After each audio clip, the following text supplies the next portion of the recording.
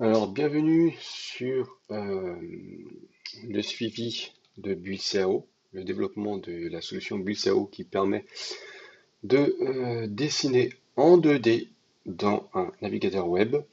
Tout simplement, on va dire, c'est un équivalent AutoCAD, VoiceCAD, GStarCAD, etc., etc., qui a été développé en HTML, CSS, PHP et JavaScript.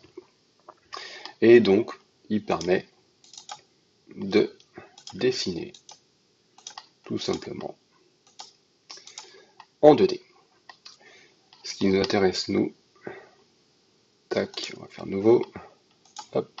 Ce qui nous intéresse, nous, aujourd'hui, c'est de pouvoir importer un DXF, de faire des modifs à l'intérieur et de l'exporter. Et pour ça, nous allons récupérer un DXF récupéré sur Internet, chez un fabricant, Simpson.fr par exemple. Comme ça, c'est un DXF neutre. Non bidouillé juste avant la petite démo. Donc, bibliothèque BIM et CAO, nous allons sélectionner DXF, et moi c'est de la 2D, parce que le produit ne fait pas actuellement la 3D, il ne fait que la 2D. Et nous allons sélectionner par exemple celui-ci, le ABR, donc ABR 7015. Nous allons le mettre dans le fichier DXF prévu pour la démo, enregistrer. C'est bon. Nous allons aller dans BuildCAO, mais avant, on va vérifier ce petit fichier.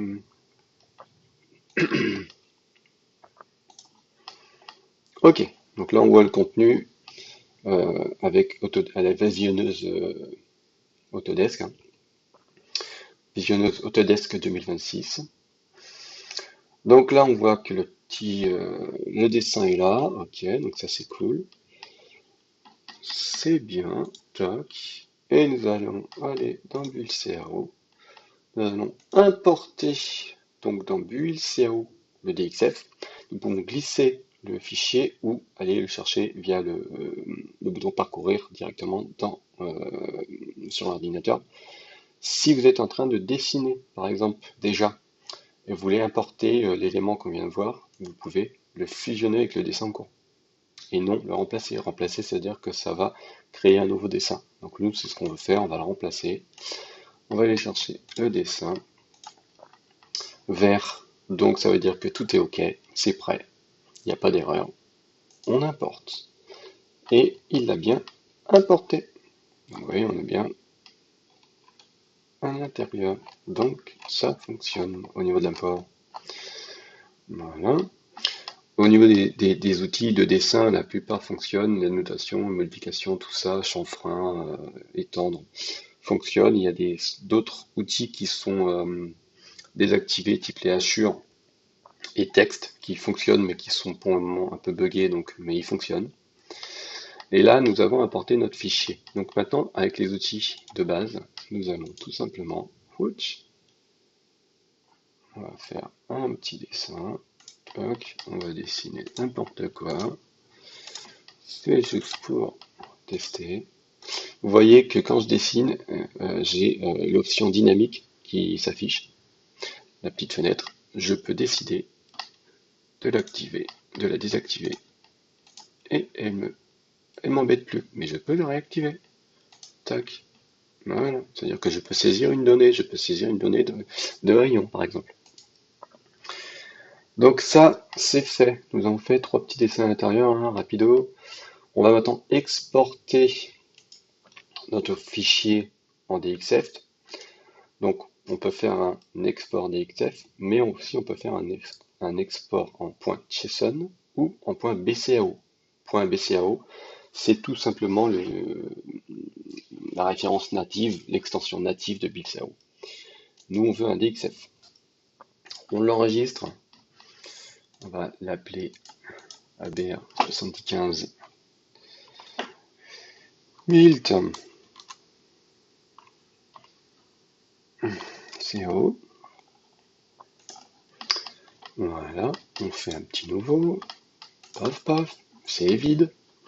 On va aller dans DWG TrueView et on va ouvrir notre fichier qu'on vient de modifier dans Pulseo.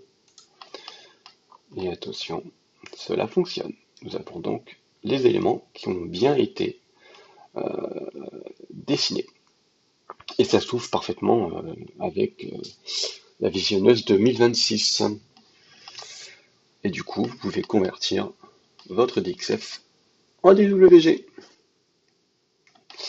Mais là, c'est pas ce qu'on veut faire, c'est qu'on va aller vérifier si mon export qui a été réalisé dans Pulseo peut être réimporté correctement. Parce que, on sait jamais, peut-être que ça peut bugger. Alors, on va récupérer l'export qu'on vient de faire. On va l'ouvrir. Et voilà, cela fonctionne. Donc, dans Pulseo, on peut importer un DXF, modifier un DXF, exporter un DXF, l'ouvrir avec la visionneuse officielle d'Autodesk 2026. Et nous pouvons même importer, donc réimporter notre fichier pour continuer à travailler dessus. Voilà. Pour les prochaines vidéos, je pense que je vous montrerai tous les outils dessin qui sont fonctionnels. Et d'ici là, je pense qu'il y a d'autres outils qui seront aussi fonctionnels. Voilà, voilà. À bientôt.